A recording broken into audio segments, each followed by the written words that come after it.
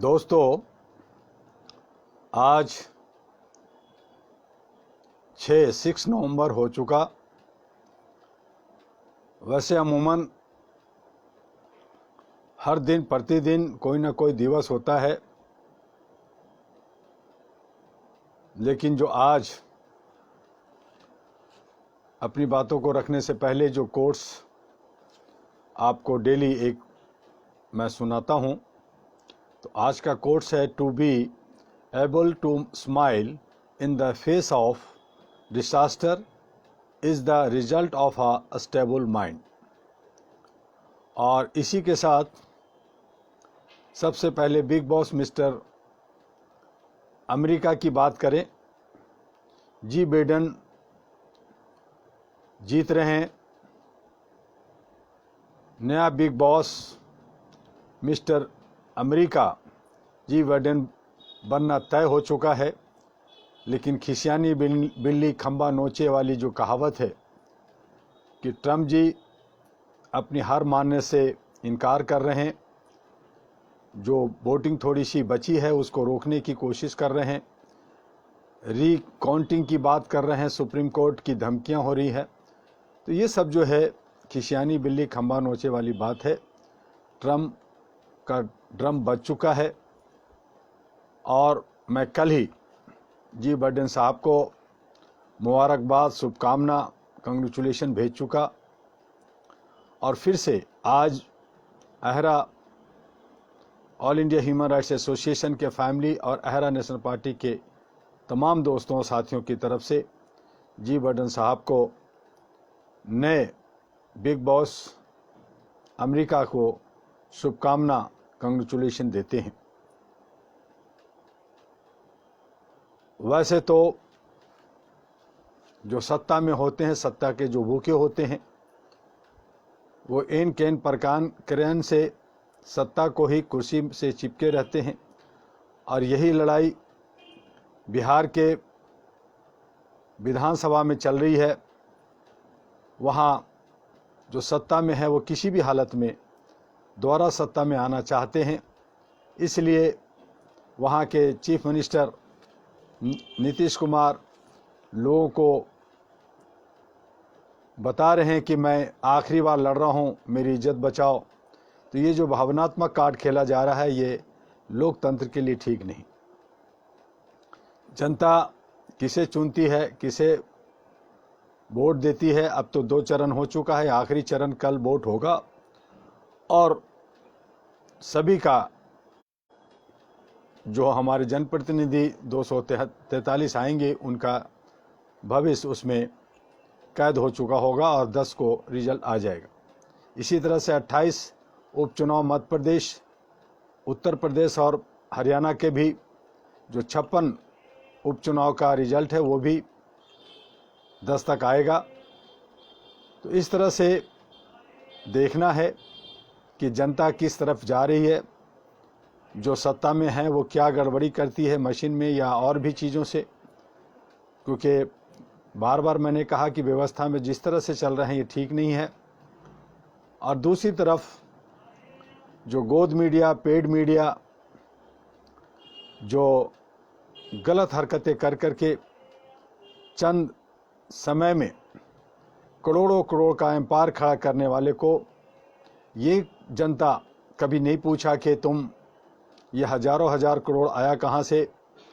तुम जो जात पात, ऊंच नीच और बेमनस की खाइयाँ पैदा किया, तुमने जो अपने लिए गड्ढा खोदा और उसमें गड्ढे में गिर रहे हो, तो अब कुछ चंद अंधभक्त और जो मीडिया में अपना चेहरा दिखाने के लिए सिर्फ रहते हैं, वो जो सिर्फ उनको बर्बादी और गलत रास्तों को साथ देने वाले लोग अर्नब गोस्वामी को साथ दे रहे हैं। सत्ता पक्ष जिसे बढ़ चढ़कर साथ दिया, अब उन्हीं को साथ दे रहे हैं। कानून कोई चीज़ नहीं है।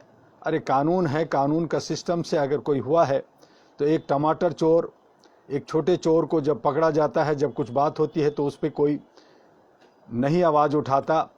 जो एक बेसहारा बेबस लोग को जब कानून के दायरे में उनको अरेस्ट किया जाता है, उसको डंडे मारे जाते हैं तो उसको कोई नहीं बचाने जाता। जब बच्चियों के साथ रेप होता है और लोगों के साथ अन्याय होता है तो कोई उसको देखने वाला नहीं होता। लेकिन जो सत्ता के जयकार करने में, कम समय में करोड़ों रुपया इकट्ठा करने में गोदी मीडिया और गलत तरीके से आने वाले लोगों को संरक्षण देना, ये कहाँ तक का इंसाफ है। हमारे कैबिनेट में ऐसे लोग हैं जिन पे केस बहुत सारे चले, अपने वकील को जज बनाया, जज को गवर्नर बनाया गया, जनता कहाँ आवाज़ उठाई।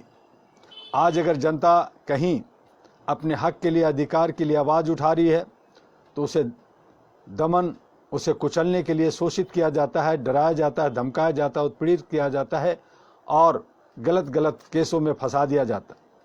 आज यही मीडिया, गोद मीडिया, जब अपने को देख रही है कि मेरा भविष्य अच्छा नहीं है, अब मैं भी फंसूंगा, तो स्टेटमेंट देने लगे हैं कि हमें भी अब मीडिया छोड़ने का वक्त आ गया है।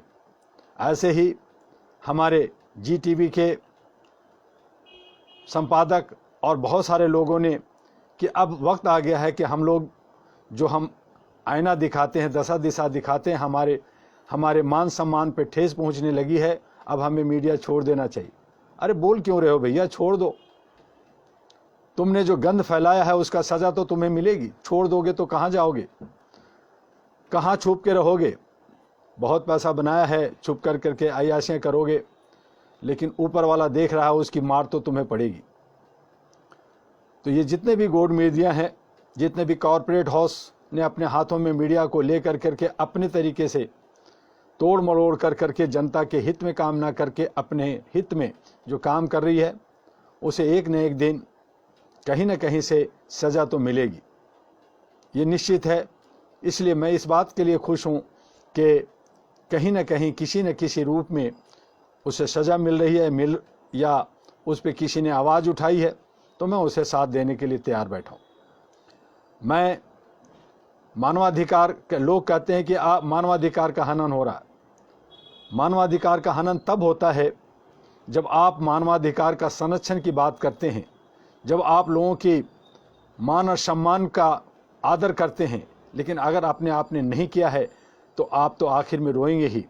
आप ये जो मानवाधिकार है, एक मानव द्वारा मानव का शोषण होता है, उत्पीड़न होता है, और उसके बदले में जब उस पर मुसीबत आती है तो उसका अधिकार तो छीना जाएगा ही। और यही कमोबेश हमारे किसानों के साथ, हमारे नौजवानों के साथ, हमारे सैनिकों के साथ और हमारे जो भोले भाले जनता है उसके साथ भी गुजरती है। तो वो बदला लेता है, लेकिन मैं नहीं कहता कि बदला लें, क्योंकि आप अच्छे सच्चे ढंग से काम करें। कानून है, कानून के दायरे में काम करें, कानून में जो खामियां हैं उसके लिए आवाज़ उठाएं, और जो व्यवस्था में जो कमियां हैं उसको, व्यवस्था को बदलने के लिए आप लोग सब आगे आएँ। ये जो दादागिरी लोगों का, कुछ चंद लोगों का है, उस मिथ्या को तोड़ने के लिए आप भी पार्लियामेंट में, आप लोग भी विधानसभा में लामबद्ध होकर के आइए। आपको कई जगह रिजर्वेशन है, कई जगह वंचितों को मौका मिलता है, लेकिन चूंकि बढ़ जाते हैं, काफ़ी लोग आपस में उलझ जाते हैं, बिक जाते हैं, तो उस हालत में आप कमज़ोर होते हैं। तो ऐसी हालत में आप एकता दिखाइए, आप आगे आइए। जिस तरह से IAS, IPS, डॉक्टर, इंजीनियर भी वंचित समाज से आ रहे हैं। हमारे KR नारायण साहब राष्ट्रपति बने, हमारे मीरा कुमार लोकसभा के अध्यक्ष बने, Jagjivan Ram deputy prime minister बने। तो ऐसे जो वंचितों से, पिछड़े से आए, आप भी आइए, और आप भी जो है लोकतंत्र का मुख्य धारा में जुड़ कर करके 542 मेंबर ऑफ पार्लियामेंट होते हैं, उसमें आप लोग जो हिस्सा लीजिए, तो आपका अधिकार सुरक्षित रहेगा। बाबा आम्बेडकर का या जो वंचितों का, शोषितों का जो सपना देखा है वो पूरा हो सकता है। जो सभी लोग मिल करके, मैं नहीं कहता कि अगड़े लोगों के अधिकार नहीं हैं, उनके भी अधिकार हैं, सभी के अधिकार हैं। अधिकार उनका संरक्षित होना चाहिए जो लोग मानवीय मूल्यों को समझते हैं और मानवीय मूल्यों के साथ रहते हैं। इसलिए उस हालत में अहरा कहती है कि ना कोई जात होगा, ना कोई पात होगा, ना कोई ऊंच होगा, ना कोई नीच होगा। जो कोई भी भाषा बोलता हो, चाहे अंग्रेजी बोलता हो, चाहे हिंदी, चाहे मराठी या तेलुगु या तेलगम, सभी इंसान है, सभी मानव है और सबके समान रूप से अधिकार मिलने चाहिए। चाहे वो किसी भी जात का हो, अगर वो आर्थिक रूप से कमज़ोर है, अगर वो जो है बेबस है, तो उनको सहारा मिलना चाहिए, उनको छूट मिलनी चाहिए। चाहे वो अगड़ी जाति के हों या पिछड़ी जाति के हों, तमाम लोगों को एक नज़रिए से देखना चाहिए। ऐसा नहीं हो कि एक को आप जो है सही तरीके से देख रहे हैं और दूसरे को जो है अनादर दृष्टि से देख रहे हैं, अछूत मान रहे हैं, तो ये ठीक नहीं है। छुआछूत, अछूत, ये जो बंधुआ मजदूर, ये जो जात पात का जो झगड़ा है, इन तमाम चीज़ों को मिटा करके समानता, इक्वलिटी के साथ हम तमाम जातियों को, तमाम धर्म के मानने वाले लोगों को आदर करें और जो मजबूत हैं वो नीचे वाले लोगों को मदद करें और नीचे वाले भी अपनी तरीके से आगे बढ़ें। तो इसलिए मैंने कहा कि जो गरीबी हटाओ का जो नारा कांग्रेस रिजीम में दिया गया था, उन चीज़ों को मैं अलग तरीके से कहना चाहता हूं कि अमीरी हटाओ का नारा होना चाहिए। अमीरों का एक सीमा रेखा होनी चाहिए और उस आधार पे सभी को आगे बढ़ने का मौका मिलना चाहिए और इस तरह से हमारा देश आगे बढ़ सकता है। जो लोग चोर उचक्के हैं, जो लोग कॉरपोरेट हाउस को, पहले जो है बहुत सारे कॉरपोरेट वाले चोरी कर करके बाहर गए, वो अब तक क्यों नहीं आए? उनके जो काला धन है वो क्यों नहीं आया? स्विट्जरलैंड बैंक में जितने भी काला धन थे वो क्यों नहीं आया? तो इन पे नज़र रखनी होगी। अब और भी कई कॉरपोरेट हाउस तैयार हो रहे हैं जो अपना पोटली समेट कर करके भागने की तैयारी में लगे हुए हैं, उन पे नज़रें रखें। और इसीलिए मैंने कहा था, भारत सरकार को मैंने लिखा था, मेरे 37 सूत्री मांगों पर नज़र रखे हैं, वो लोग हमेशा पढ़ रहे हैं। पीएमओ ऑफिस में भी उन पे देखा जा रहा है, मुझे खुशी है। लेकिन उसमें एक और मांग मैंने कहा था कि जिस तरह से स्विट्जरलैंड में, जिस तरह से मॉरिशस में बैंक हैं कि वहाँ पे कोडिंग से और वो जो है काला धन जमा होता है, तो इस तरह से ही एक इंडिया में भी बैंक बना दिया जाए। जितने भी काला धन जहाँ भी हैं, अगर वो नहीं निकल पा रहा है या वो कई वजह से आपकी अड़चने हैं, तो यहाँ वो बैंक होगा, उसमें वो सारे पैसा जमा करें। उस तरह से विदेशी लोग भी, जितने लोग जो चोरी उचक्के करते हैं पूरे वर्ल्ड में, वो लोग भी इंडिया में पैसा जमा करेंगे और उन पैसे से हमारा जो इंफ्रास्ट्रक्चर, हमारा निर्माण, जो रोड है, हमारा ब्रिज है, हमारे जो बहुत सारे स्टेडियम बनते हैं, बहुत सारे और भी काम होते हैं, उन पैसों से हो सकता है। और हमें बहुत ही नॉमिनल कम उसको इंटरेस्ट देना पड़ेगा। बहुत सारे लोग जो पैसे डंप हो जाते हैं, नहीं रहते इस दुनिया में, वो सारे पैसे जो है बैंक में जो ख़त्म हो जाता है। जिस तरह से इंदिरा गांधी का पैसा स्विट्जरलैंड में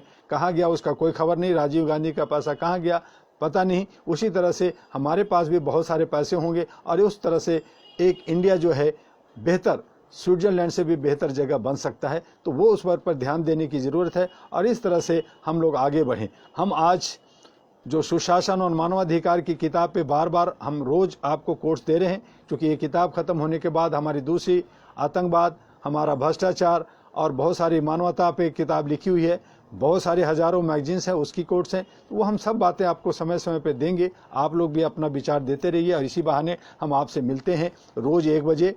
कई बार हमें कुछ परेशानियां, कुछ बीमारियां होती है और संडे को हम नहीं मिलते, तो उन चीज़ों को आप नज़रअंदाज करेंगे, लेकिन कोशिश करें कि रोज़ 1 बजे फेसबुक पे आएँ। तो हमारी जो आम आदमी है, हम आम जो जनता है, हमारे क्या अधिकार हैं, हम क्या कर रहे हैं, हमारे जो अधिकारों का जो हनन होता है उसके लिए हम क्या कर रहे हैं, जबकि आम आदमी ही सरकार को चुनता है, जो सरकार को चलाता है खास, और जो हम चुनते हैं जिस प्रतिनिधि को, वही आदमी आगे जाके खास बन जाता है, मंत्री बन जाता है और सत्ता से चिपक जाता है। उसकी पूरी ज़िंदगी उसको पेंशन, DA मिलता रहता है और वो सहूलियतें लेती है और जनता पे जुल्म ढाती है। तो ऐसे जो हम आम आदमी हैं, जो सरकार चुनती है, सरकार बनाती है और बनने वाले जो खास हो जाते हैं, उनका हमारे कहने का तात्पर्य यह है कि आम आदमी ही खास लोगों का चयन करता है। ये खास लोग आगे चलकर उस आम आदमी को भूलने में कोई संकोच नहीं करते, जिनके वोटों के बल पर वह जनप्रतिनिधि बने, वे सत्ता में आए। हमारे देश का आम आदमी अत्यंत ही महत्वपूर्ण है। हमारे यहाँ आम आदमी और खास आदमी की परिभाषा क्या है, यह आज तक स्पष्ट नहीं की गई। आम आदमी की लोकतांत्रिक प्रक्रिया में भाग लेकर जनप्रतिनिधि बनते हैं, वे सरकारें चलाते हैं। आम आदमी और खास आदमी में इतना अंतर जरूर है कि आम आदमी सरकारों के गठन में महत्वपूर्ण भूमिका है, परंतु सरकारों के क्रियाकलाप या संचालन में आम आदमियों की कोई राय नहीं ली जाती, वहाँ खास लोगों को ज़्यादा महत्व मिलता है। हमारे देश में ग्राम पंचायतें हैं, जिला पंचायतें हैं, इसके बाद राज्यों की विधानसभाएं हैं, तत्पश्चात देश की संसद है। ग्राम पंचायतों में आम आदमी की सीधी भागीदारी होती है, उसी तरह से जिला पंचायतों में भी आम आदमी भी होते हैं, परंतु इन पंचायतों में केंद्र सरकार व राज्य सरकार द्वारा बनाया गया नियम व कानून चलता है, आम आदमी का कानून नहीं चलता। आम आदमी की ज़रूरतें रोटी, कपड़ा और मकान है। मूल रूप से प्रत्येक मनुष्य की यह आवश्यकता है। आज़ादी के 66-70 साल बाद भी हमारे देश में गरीबी दूर करने का दावा करती है। सबको भोजन देने के अधिकार का कानून बनाकर अपनी ही पीठ सरकार थपथपाती है। उसी तरह से शिक्षा को मूल अधिकार से जोड़ देने पर सरकार इतराती है। देश में मनरेगा जैसे योजनाओं के माध्यम से गरीब को 100 दिनों का रोजगार देकर सरकार खुद ही अपनी वाहवाही करती है। उन्हें मजदूरी के में मात्र 100 रुपये मिलते हैं। एक गरीब व्यक्ति यदि प्रतिदिन 20 रुपये में गुजारा करता है तो 5 सदस्यों का परिवार मात्र एक दिन में 100 रुपये में गुजारा कर पाता है। इसी तरह देखा जाए तो 365 दिनों में मात्र 100 दिनों का रोजगार ही गरीब व्यक्ति को मिल पा रहा है। ऐसे में आम आदमी को सरकार से मिलने वाली सहूलियतें नाकाफी मालूम होती है। गर्मी के दिनों में देश के ग्रामीण क्षेत्रों में जाने का पर पता चलता है कि ज़्यादातर गाँवों में न तो पर्याप्त पेयजल है और न ही पशुओं के पीने के लिए जल उपलब्ध है। अगस्त सितंबर में महीने में हर साल भीषण बाढ़ की त्रासदी, ये जल भराव की त्रासदी देखने को हर राज्य में मिलता है। कितनी बड़ी विडंबना है कि वही क्षेत्र, वही गांव, वही परिवार, वही व्यक्ति यदि गर्मी के दिनों में पानी के लिए परेशान रहता है तो बरसात के दिनों में पानी की अधिकता से परेशान रहता है। इसे आम आदमी की त्रासदी ही कहा जा सकता है। इसके साथ बरसात के दिनों में गाँव की तमाम पगडंडियों बह जाती है या ग्राम पंचायतों द्वारा जो खंडंजे बिछाए जाते हैं वो पूरी तरह से क्षतिग्रस्त हो जाता है तथा भारी भरकम बजट से बनी विभिन्न योजनाओं के अंतर्गत बनने वाली सड़कों भी बरसात के बाद टूटी फूटी नजर आने लगती है। जिन सड़कों पर पानी जमा हो जाता है उन पर यदि वाहन चलते हैं तो उन सड़कों की ऊपर की परत बुरी तरह उखड़ जाती है। धीरे धीरे सड़कों पर गड्ढे बनने लगते हैं। इसके बाद कुछ समय बाद फिर उन्हीं सड़कों के लिए ठेकेदार, अफसर व तथाकथित खास आदमी मिलकर फिर से वही सड़कें बनाने का ठेका लेते हैं। यह प्रक्रिया बार बार दोहराई जाती है। इसके साथ ही सरकारें खजाने पर भारी बोझ पड़ता है। तमाम योजनाएं आदमी के कल्याण के नाम पर बनती है, पर ये योजनाएं रिश्वतखोरी की वजह से लंबे समय तक लटकी रहती है। आम आदमी इन योजनाओं का लाभार्थी तो नहीं बन पाता, पर कुछ खास लोग इन योजनाओं से मालामाल अवश्य हो जाते हैं। आम आदमी खुली आंखों से इसे रोज देखता है, वह चिल्लाता है, उसे पीड़ा होती है, उसे अपनी दशा पर आंसू बहाने पड़ते हैं, पर उसकी सुनी कहीं नहीं जाती। इसी तरह से आम आदमी का जीवन चलता रहता है। रोटी, कपड़ा और मकान के साथ आम आदमी विभिन्न तरह के सामाजिक कार्यों को भी करने को बाध्य होता है। उसे बच्चों की पढ़ाई लिखाई, बेटियों की शादी पर भारी रकम खर्च करनी पड़ती है। साथ ही बीमारी का इलाज भी उसे कर्ज लेकर करना पड़ता है। जीवन भर सुविधाओं के लिए तरसता रहता है। कभी वह खेती के लिए कर्ज लेता है तो कभी लड़की की शादी के लिए जीवन भर वह कर्ज के भंवर में डूबा रहता है। उसकी पीढ़ी दर पीढ़ी इसी आस में जीती है कि कभी न कभी तो अच्छे दिन आएंगे। मेरा अपना मानना है कि आम आदमी ही भारतीय समाज की रीढ़ है। गांव और शहरों में रहने वाला आम आदमी ही भारतीयता के झंडे को उठाए रहता है। आम आदमी की और ज़रूरतें भी हैं। उसे वह अपने बच्चे को अच्छी शिक्षा देना चाहिए, परंतु उसकी इतनी ज़्यादा सामर्थ्य नहीं होती कि वह उसे अच्छी शिक्षा दे सके। बच्चों को पढ़ाने के लिए बैंकों से कर्ज लेते हैं और उस कर्ज की भरपाई कैसे की जाती है वह आम आदमी ही भली भांति जान सकता है। आज हर व्यक्ति को रोटी, कपड़ा और मकान सही मायने में मिले, इसकी व्यवस्था की जानिए। कानून में बहुत से प्रावधान हैं, परंतु उसका फ़ायदा आम जनता को नहीं मिल पाता है। कानून ऐसा बनना चाहिए कि जो भी व्यक्ति इस देश का मतदाता है, इस देश को टैक्स देता है, इस देश का नागरिक है, उसे निश्चित रूप से मकान मिलना चाहिए और उसे इतना पारिश्रमिक या मजदूरी मिले जिससे उसके परिवार का भरण पोषण हो सके। इसके साथ ही समाज में इज्जत से जीने के लिए उसे इतने पैसे जरूर मिलने चाहिए जिससे वह बच्चों को ठीक से रख सके और उन्हें सही दिशा दे सके। मेरा यह भी मानना है कि भारत में शिक्षा चिकित्सा की सुविधा मुफ्त होनी चाहिए। जो भी लोग शिक्षा और चिकित्सा हेल्थ से जुड़कर अपनी दुकानदारी चलाते हैं उनके खिलाफ कठोर कार्रवाई की जानी चाहिए, तभी आम आदमी को सही मायने में न्याय मिल पाएगा। आम आदमी को समाज में अपनी प्रतिष्ठा बचाए रखने के लिए भी दो चार होना पड़ता है। बेटे बेटियों की शादियों के लिए कर्ज लेना पड़ता है, तीज त्योहारों में खर्च करना पड़ता है, बच्चों के जन्म लेने पर तथा अन्य धार्मिक क्रियाकलापों पर भी आम आदमी अपनी प्रतिष्ठा के लिए खर्च करने को मजबूर होता है। यहाँ पर सामाजिक संगठनों का दायित्व बनता है कि वह समाज में व्याप्त कुरीतियों को दूर करने के लिए और गंभीरता से प्रयास करें तथा जो व्यक्ति विवाह जैसे समारोह में सामाजिक प्रतिष्ठा के लिए रकम खर्च करने के लिए मजबूर होते हैं उन्हें समझाया जाना चाहिए कि यह दिखावा है, इससे कोई फायदा नहीं है। यह सिर्फ एक व्यक्ति के करने से नहीं होगा। जब समाज के सभी लोग झूठी शान शौकत से बाज आएंगे तो निश्चित रूप से लोग कर्ज नहीं लेंगे, पैसों को बच्चों की पढ़ाई लिखाई स्वास्थ्य व रोजी रोजगार पर खर्च कर सकेंगे। इसके लिए सरकार को भी सिर्फ कानून बना देने से अपने कर्तव्यों की इतिश्री नहीं मान लेनी चाहिए, बल्कि उसे भी आम आदमी को कुरीतियों से बचाने के लिए सहयोग देना चाहिए। सबसे पहले यह तय किया जाना चाहिए कि आम आदमी की श्रेणी में कौन आता है।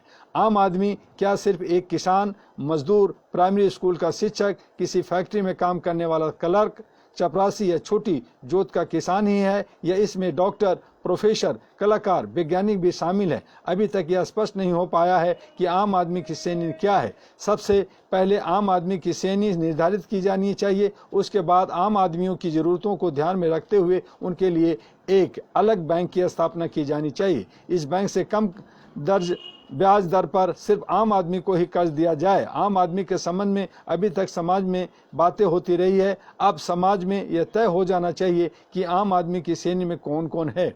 जिन्हें आम आदमी कहा जाता है वास्तव में वे कौन है? यदि हमसे पूछा जाए तो मेरा मानना यही है कि 4 से 5 व्यक्ति पहले परिवार में यदि 20 से 25 हजार रुपये महीने की कमाई आती है तो वह निश्चित रूप से आम आदमी माना जाना चाहिए। मेरी समझ से आम आदमी का निर्धारण आर्थिक आधार पर किया जाना चाहिए। 25 हजार से ऊपर पाने वाले व्यक्ति को आम आदमी की श्रेणी से बाहर किया जा सकता है। मेरा यह सुझाव है, इस संबंध में व्यापक विचार विमर्श के बाद ही निष्कर्ष पर पहुंचा जाना चाहिए। बेहतर होगा कि इस मामले पर समाज व विधानसभाओं व संसद में गंभीर बहस करके निष्कर्ष पर पहुंचा जाए तो बेहतर होगा।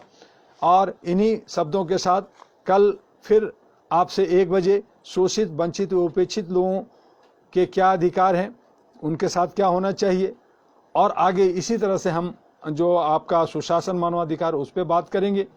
देखें कि कल बिहार और बाकी जगह पे क्या होता है। विश्व का जो सिनेरियो है उस पर भी आपको नज़र है। Mister Bose, mister president America पे अभी थोड़ा सा रोक लगा हुआ चुनाव उसका, लेकिन जी बाइडेन जीत रहे हैं और वही mister Bose mister president of America बनने वाले हैं। और इस तरह से जब वहाँ बदलाव हो रहा है जो वो सशक्त और शक्तिशाली माना जाता है पूरे विश्व का, तो फिर वो प्यार वो हवा पूरे विश्व में चलेगा, पाकिस्तान में भी, हिंदुस्तान में भी और दूसरे देशों में भी। अब इसमें जो अंधभक्त हैं, जो चमचागिरी करने वाले लोग हैं, जो गोद मीडिया और गोद में बैठे हुए लोग हैं, उनको तो मिर्ची लगेगी। भारत को भी सतर्क रहना होगा। भारत के लोग अब जागरूक हो गए हैं और उसे जागरूकता और भी हमें देने की ज़रूरत है। और इसीलिए आइए all India human rights association AHRA के साथ कंधे से कंधे मिला करके एक ह्यूमन चैन बना करके हम लोग सभी को जागरूक करें और एक समानता एकता के साथ बिना किसी भेदभाव का, बिना किसी रोक रोकाव का हम सभी राज्यों में काम करें और पूरे विश्व में, चूँकि हम पृथ्वीवासी हैं और यही मानते हुए अपने को आगे बढ़ें।